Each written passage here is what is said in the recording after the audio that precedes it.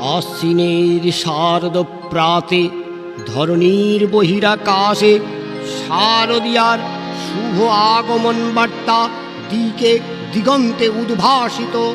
তার ওই রূপ মাধুরীতে বঙ্গ প্রকৃতি আনন্দিত।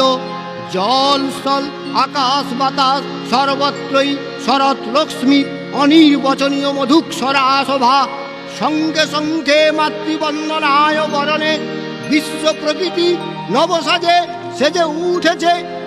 এই পবিত্র শুভ লগ্নে সর্বত্র ছড়িয়ে পড়েছে জগন্ময়ী জগন্মাতার শুভ আগমন বার্তা।